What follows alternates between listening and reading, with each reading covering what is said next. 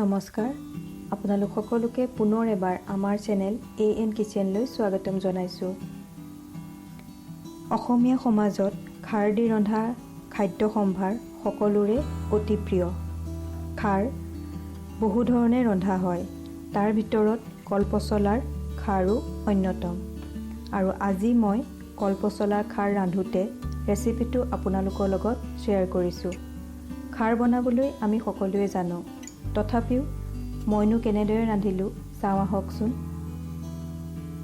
ইয়াৰ বাবে মই পচলাখিনি মিহিকৈ কুটি লৈছোঁ।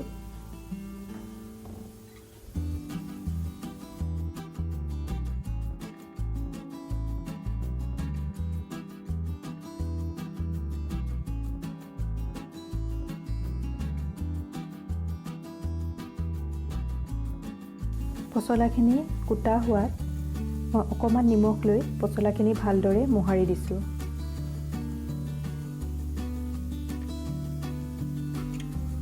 আনহাতে গেছ অন কৰি ফ্লেম মিডিয়ামত ৰাখি দুটা শুকুৱাই লোৱা ভীমকলৰ বাকলি পুৰিব লৈছোঁ।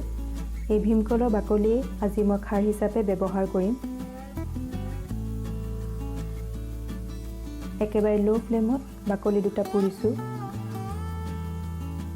এটা এটাকৈ বাকলিকেইটা ভালদৰে পুৰি লৈছোঁ। বাতি এটাত অকণমান পানী দি ৰাখিছোঁ। এই পুৰা বাকলিটো তাতে মই দিছোঁ, যাতে পানীত বাকলি খাৰখিনি ভালদৰে মিহল হয়। ঠিক তেনেদৰে আনটো বাকলি মই পুৰি ল'লোঁ।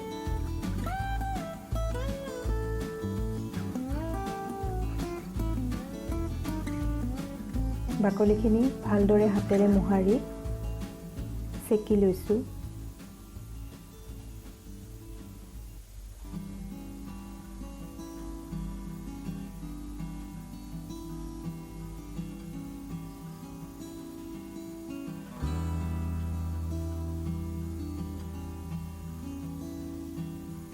কেৰাহী গৰম হোৱাত তাতে দিছোঁ 2 টেবুল চামুচ মিঠাতেল।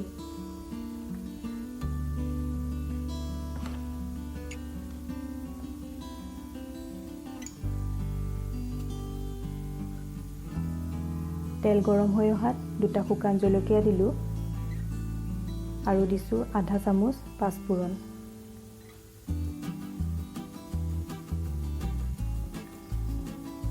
পাঁচফোৰণ ফুটি উঠাত দিলোঁ 1 চামুচ আদা নহৰুৰ পেষ্ট।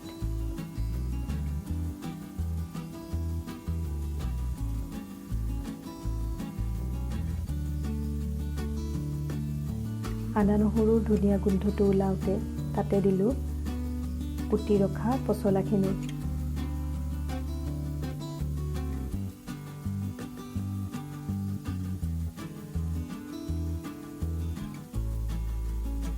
এবাৰ মিলাই দিছোঁ আটাইখিনি।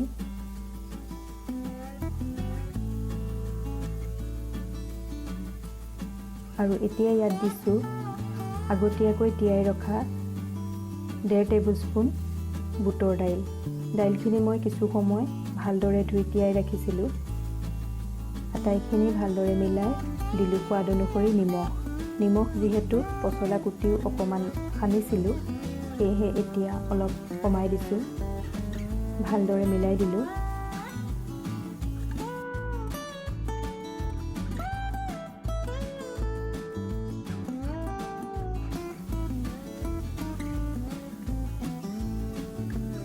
বুট দাইল দিয়াৰ 2 মিনিটমানৰ পিছত পচলাত দিছোঁ খাৰ। খাৰ মই অলপ অলপকৈ দিছোঁ। 3 টেবুল স্পুনমান দিলোঁ, অলপমান খাৰ থাকি গ'ল। খাৰ এবাৰতে বেছিকৈ দিয়া নাই। খাৰ বেছি হ'লে অলপ চেকচেকীয়াকৈ লাগে, সেইবাবে কমাই দিছোঁ। আৰু ভালদৰে আটাইখিনি মিলাই 15 মিনিটমান সময় ঢাকোন লগাই মিডিয়াম ফ্লেমত সিজিব দিম।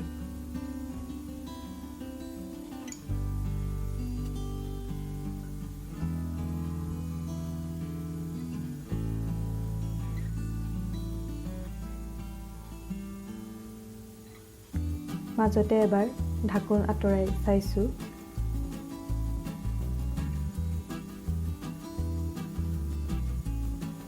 পচলাখিনি প্ৰায় সিজিছেই।